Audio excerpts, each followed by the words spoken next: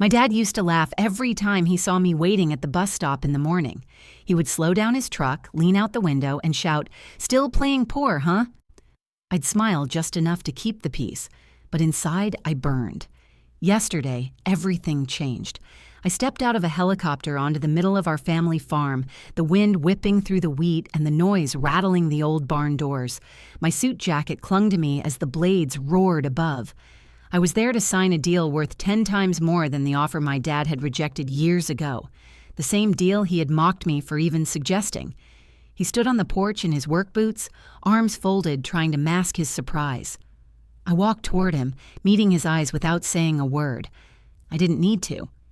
He already knew something was different. By the end of the morning, he would know exactly how wrong he had been. I grew up on a dairy farm in upstate New York. Our land stretched for acres, but most of it had been sitting idle for years. My dad, Ron Cresswell, ran the place with the same stubborn pride he had since inheriting it from my grandfather. He believed in hard work, long hours, and doing things the way they'd always been done. If the equipment was old, you fixed it yourself. If the land wasn't producing, you waited until it did. Selling off a piece of it, no matter how unused, was unthinkable to him. I, on the other hand, saw the world differently. After college, I moved to Albany and worked as a marketing consultant. I was just starting to build my own client base, which meant long hours and a tight budget. I didn't own a car. I didn't want the expense or the debt, so I took the bus to work every day. To me, it was smart. To my dad, it was a sign that I hadn't made it. My mother, Elaine, tried to keep the peace between us. She had a gentle way about her, always speaking softly and never pushing my father too far. She understood why I made the choices I did, but she also understood that Ron's pride was something you didn't challenge head on. She'd say things like, "He means well," or "He's just set in his ways." Still, the tension between us had been building for years. A few years back, I had brought my dad a proposal from an ecotourism company. They wanted to lease part of the unused acreage to build luxury cabins, hiking trails, and a farm-to-table restaurant. The offer was generous, and they promised to preserve the natural beauty of the land. It would have been enough to pay off the farm's debts and provide a steady income for years. I showed him the numbers, the contracts, and the potential for growth. He didn't even look at the paperwork for more than a minute before pushing it back across the table. "No outsider will ever own an acre of this farm," he said. "They wouldn't own it," I replied. "It's a lease. We'd still keep the land." "That's how they get you," he snapped. "Next thing you know, they're running the place and we're working for them." It wasn't just rejection. It was dismissal, as if my idea didn't matter because it came from me. That stung more than I cared to admit. I left the kitchen that day with my head high, but my chest felt tight for weeks afterward. Since then, every visit home carried that same undercurrent of disapproval. When I came by on weekends, he would make comments about how real adults didn't live in the city or waste time in offices. When he saw me walking from the bus stop, he'd roll down the window and yell something about how he could give me a ride if I was tired of pretending to be independent. One cold February morning, it happened again. I was standing at the corner, bundled in my coat, sipping coffee from a paper cup, when his old pickup rolled past. He slowed down just enough to shout, "Still riding the loser wagon?" A few of his friends were in the truck with him. They laughed. I clenched my jaw and looked away. He drove off without a second thought, leaving me with that familiar mix of frustration and shame. That night, I called my mother. "Does he always have to do that?" I asked. "You know your father," she said. "He thinks he's joking. He doesn't see how it lands." "Well, it lands," I said, "hard." "I'll talk to him," she replied. But I knew she wouldn't. Not because she didn't care, but because she knew it wouldn't change anything. I kept working, building my business slowly, one client at a time. I refused to take shortcuts. Every contract I landed felt like proof that I could stand on my own 2 feet without anyone's approval. I didn't measure success by what I drove or where I lived. I measured it by the freedom to make my own choices. Even so, the farm and my father's voice were always in the back of my mind. That piece of land I had tried to get him to lease had stayed empty. Every time I drove past it on the way to visit, the grass was overgrown, the fences sagging, the potential wasting away. I wondered if he ever thought about that deal, about the money he had turned down. I doubted it. In his world, holding on meant winning. Letting go, even for a good reason, meant losing. There was a part of me that still wanted his respect, but I had stopped expecting it. We lived in two different worlds. He measured worth in acres and cattle. I measured it in ideas and results. It felt like we would never meet in the middle. Then, a little over 2 years after he turned down that eco-tourism deal, something happened that would change everything. Through one of my clients, I learned that the same company had grown beyond anything we'd imagined. They had expanded into other states, their profits had tripled, and they had a waiting list of investors. They were no longer just looking for land.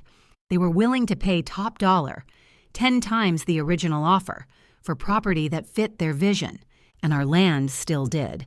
When I first heard the numbers, my heart skipped. I knew exactly what this meant, and I knew exactly how my father would respond if I brought it to him again. The difference this time was I wasn't going to ask. The moment I saw those numbers, my mind began racing, 10 times the original offer, enough to not only change my life, but to prove, without a shadow of doubt, that my instincts had been right from the start. I could already hear my father's voice in my head, scoffing and calling it a scam. I could picture the way he would cross his arms, shake his head, and tell me he didn't need city money to keep the farm going. But this time was different. This wasn't about convincing him. This was about taking control of the opportunity myself. I knew the land. I knew the history. I knew exactly which sections of the property were underused but still valuable. I also knew how to negotiate. My work had taught me how to read people, spot hesitation, and push just far enough to get the terms I wanted. Still, it wasn't going to be easy. The property was in my father's name. If I wanted to move forward, I needed a way to secure it without giving him a chance to block the sale. I started digging through old records and found something I had almost forgotten. A small section of the unused acreage had been split from the main deed years ago when my grandfather was alive. Back then, they had considered selling it to a neighbor, but the deal fell through. That section had been left out of the main farm operations ever since, sitting quietly in legal limbo. It was exactly what I needed. I reached out to a lawyer I trusted, someone I had worked with through a client's project. We went over the details. It would take a loan to purchase that portion from my father outright. But once it was mine, I could sell directly to the investors. The profit margin was staggering. My lawyer warned me that my father might resist selling even a small piece, but I knew his patterns. If I could frame it as me wanting a little land of my own, instead of pushing a big business plan, he might agree. I drove to the farm the next weekend. It was early spring, the air still cold enough to see my breath. My father was in the barn repairing a fence post. He didn't look up when I walked in. "What brings you out here on a Saturday?" he asked. "I was thinking," I said, keeping my voice casual, "I'd like to have a piece of the farm for myself, not to change anything, just so I can have a stake in the family land." He set down his hammer and gave me a long look. "Why?" "I want to feel connected to it," I said, "and it would mean a lot to me. You've got more land than you use. It wouldn't change your operation." He studied me for a moment, then shrugged. "Depends on the price." We went back and forth, each of us trying to read the other. I kept my expression neutral as if it didn't matter much to me either way. In reality, my heart was pounding. By the end of the conversation, he agreed to sell me that unused section. The papers were signed within 2 weeks. He didn't even ask what I planned to do with it. Once it was mine, I wasted no time. I contacted the investor group and set up a meeting. We walked the property together, their boots crunching over the still frosted grass. They were thrilled. They said it was perfect for their expansion. Secluded, scenic, and with just enough infrastructure nearby to make development feasible. They made an offer on the spot. I played it cool, telling them I'd consider it, even though my answer was already yes. Within a week, we had a signed agreement. The sale price was more than I had ever made in my life. Even after paying off the loan I had taken to buy the land, it was validation in its purest form. The kind of proof my father could never dismiss. But I didn't stop there. When the investors mentioned they would be flying in to finalize the contract, I made a request. "Would you be able to land on the property?" I asked. They laughed, but agreed. If the weather's good, we'll send the helicopter right to your farm, one of them said. I could already see it in my mind. My father on the porch, watching a helicopter descend onto land he had once brushed off as worthless. The thought alone made me smile. The night before the meeting, I called my mother. I'm stopping by tomorrow morning, I told her. That's nice, she said. Your father will be around. He's been telling people you're still taking the bus. I keep telling him you're doing fine, but you know how he is. Yeah, I said, holding back the laugh. I know exactly how he is. I didn't tell her about the helicopter. I wanted it to be a surprise for both of them. The next morning, I stood on the tarmac at the small regional airport, the rotor blades already spinning. The pilot waved me over. Ready? He shouted over the noise. More than ready, I said, climbing in. As the helicopter lifted off, I felt the nervous energy rising in my chest. This wasn't just a business deal. This was years of being underestimated, years of having my ideas dismissed, all leading to this one moment. I thought about every comment my father had made about my choices, every time he had made me feel like I wasn't enough. In a few minutes, he would see exactly what I was capable of, and there would be no denying it. The helicopter ride was short, but every minute felt charged. The rhythmic thump of the blades filled the cabin, vibrating through the seat beneath me. Outside the window, the farmland stretched endlessly, dotted with patches of green breaking through the early spring frost. I could already see the familiar shapes of our barn roofs far in the distance. The closer we got, the more I thought about the years of frustration and the weight of my father's disapproval. Today wasn't about revenge. It was about showing myself that my vision had value and making sure the man who had doubted me saw it with his own eyes. The pilot, a cheerful man named Greg, glanced at me through the headset. You said we're landing right on the property, correct? Yes, I said. There's an open stretch near the north barn. It's flat enough to land safely. Should be a smooth one, he replied.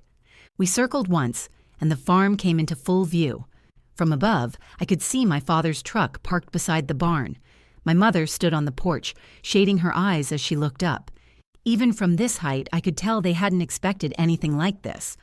The pilot began his descent, and the noise grew louder, sending ripples through the long grass below.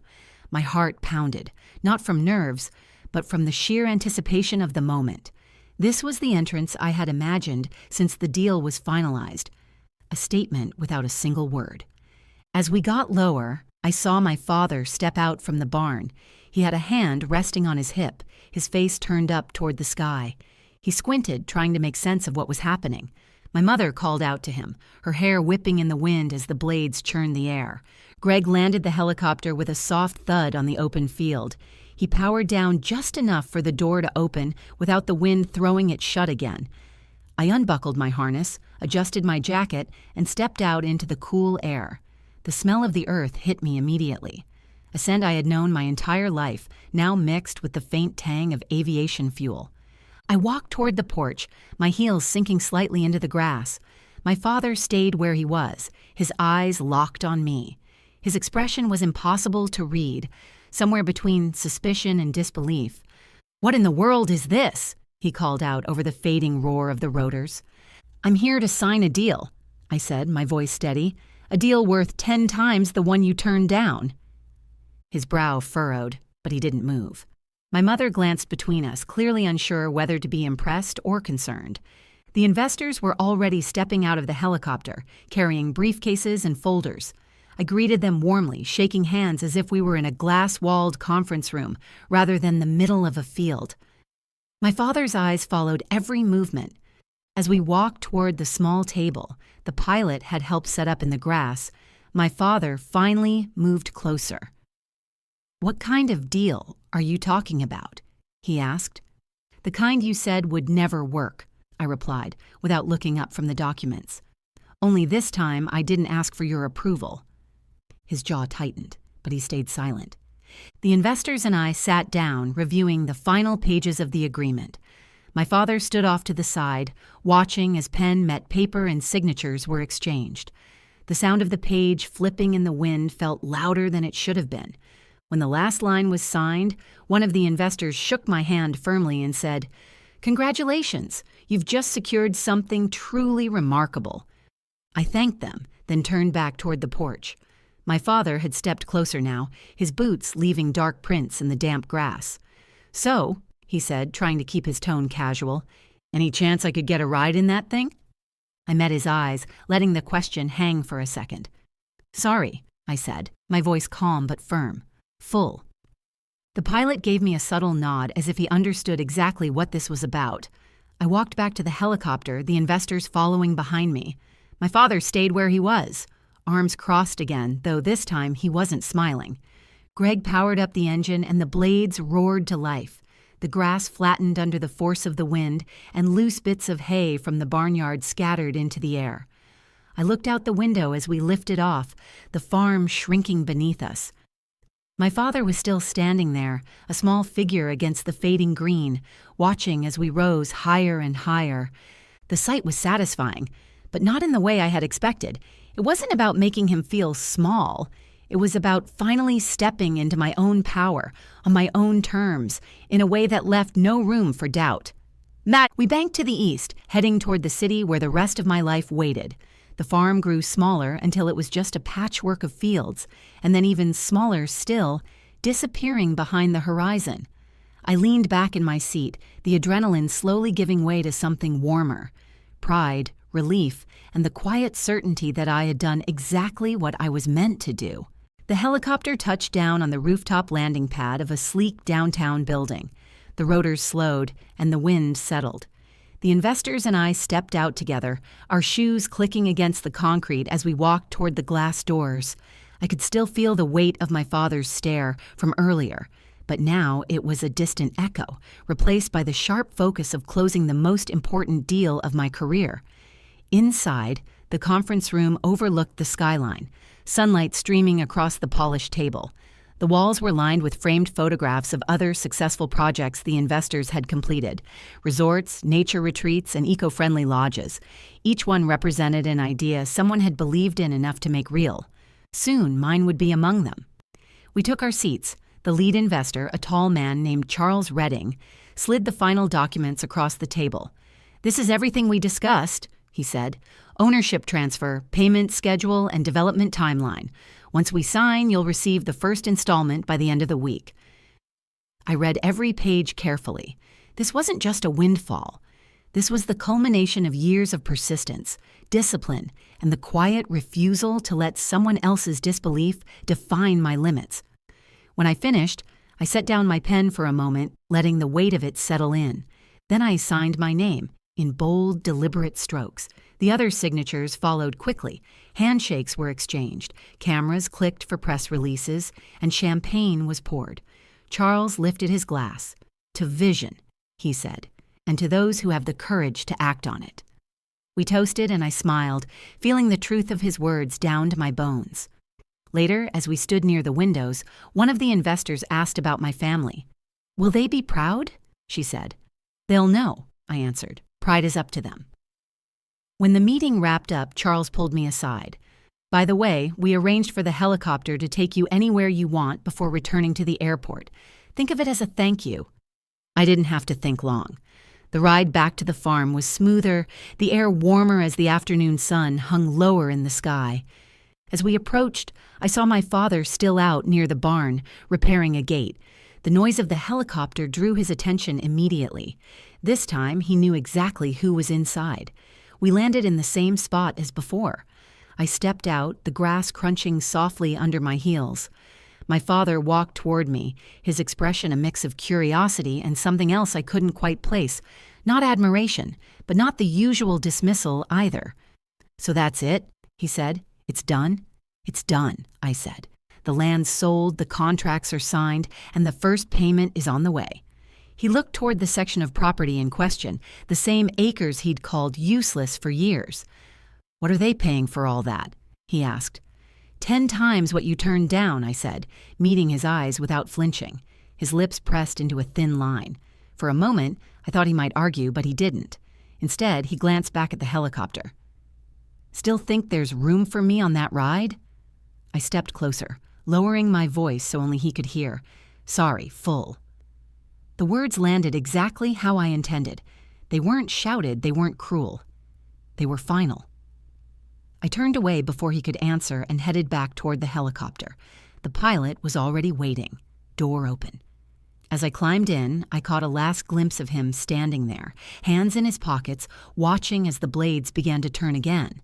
My mother had come outside, too, her hair lifting in the wind. She didn't speak, just raised a hand in a small wave. I returned it. The helicopter lifted off and the farm began to shrink below. I could see my father's figure growing smaller, but the image stayed sharp in my mind, not because of the power I felt in that moment, but because of the shift I sensed. Something had changed between us, even if it was unspoken. As we rose higher, the pilot glanced back. Back to the city? Yes, I said, back to the city. The view stretched for miles, the patchwork of fields giving way to winding roads and clusters of houses. I leaned back, letting the hum of the engine settle into the background. My thoughts drifted not to the deal itself, but to the years that had led here. Every bus ride, every dismissal, every time I had swallowed my frustration and kept moving forward, I realized then that the real victory wasn't the sale. It wasn't even proving my father wrong. It was the fact that I had done it on my own terms, without compromising who I was or how I chose to live. The helicopter, the suit, the cameras, they were just symbols. What mattered was that I had built something out of nothing and turned potential into reality. The city skyline came into view again, its glass towers catching the late-day sun. We descended toward the landing pad, and I felt a quiet satisfaction settle over me. The kind that doesn't need applause or acknowledgement, the kind that stays. When the skids touched down, I stepped out with my head high. The wind whipped at my hair, the city noise replacing the steady thump of the rotors. I walked away knowing that I had closed one chapter of my life and opened another, one where my choices would never again be dictated by someone else's doubt. The days after the sale were busy. My phone didn't stop ringing. The investors sent follow-up documents, my lawyer confirmed the first payment had cleared, and my bank account looked like it belonged to someone else entirely. I paid off the business loan, set aside money to invest in my consulting firm, and still had more than enough left over to breathe easily for the first time in years. I didn't tell many people the details. I wasn't interested in bragging. The deal spoke for itself, and the people who needed to know already knew. My clients congratulated me, my friends took me out for dinner, and my mother called every few days to check in. She asked questions without pushing too far, like she was trying to piece together the story from the outside. A week later, she finally said, "Your father's been talking about the land." "What's he saying?" I asked. "That maybe he should have listened to you," she said. Not in those words, but close enough. I smiled at that. It wasn't an apology, but it was the closest I'd ever get. When I visited the farm the next weekend, the mood was different. My father didn't mention the helicopter. He didn't bring up the sale price. But he didn't make a single comment about the bus either. Instead, as we stood near the barn, he asked, "You ever think about investing in more land? Could be opportunities around here?" It was his way of admitting he respected what I'd done. I didn't need him to say the words. I could hear them in the change of tone, in the absence of those old jabs, in the fact that he was now asking me for advice instead of brushing me off. I told him I was focusing on my business for now, but I'd keep an eye out for the right deal. He nodded and didn't press further. That small exchange said more than any long conversation could have. In the weeks that followed, I made a decision about the money. I would use part of it to help other small farmers in the area modernize their operations. Not as charity, but as partnerships. I knew what it was like to have ideas and no resources. I wanted to give people the chance to turn their potential into something real. I started with a farmer named Harold, whose equipment was older than mine had been when I lived at home. We worked out a deal where I invested in upgrades in exchange for a percentage of his profits for the next few years. It was fair, and it gave him a path forward. Each time I drove past the section of land I had sold, I saw surveyors and workers getting started on the development. I imagined the cabins, the trails, the visitors who would come to enjoy what had once been dismissed as worthless. That piece of the farm was finally becoming what I had seen in it years ago. Looking back, I realized that the helicopter wasn't the victory. It was the symbol of it. The real win was every choice I had made leading up to that day. The decision to trust my instincts, the discipline to save and invest carefully, and the courage to act when the opportunity came again. I had proven to myself that I didn't need permission to succeed. My father's approval, once something I thought I couldn't live without, had become secondary to the quiet satisfaction of knowing I had done what was right for me. That knowledge stayed with me, stronger than any deal I could sign or check I could deposit. Success wasn't about proving someone else wrong. It was about proving myself right and living with the confidence that comes from building something on my own terms. When I left the farm that day, my father stood on the porch and raised a hand. It was a simple gesture, but it carried a weight I understood. Things between us would never be exactly the same, but they didn't need to be. We had both seen what I was capable of, and that was enough. And that's how I turned the piece of land my father once called worthless into the biggest victory of my life. I didn't just sell property. I proved that vision, persistence, and the courage to act can change everything. If you enjoyed this story, give it a like, share it with someone who needs to hear it, and let me know your thoughts in the comments. And don't forget to subscribe to the channel so you never miss the next story.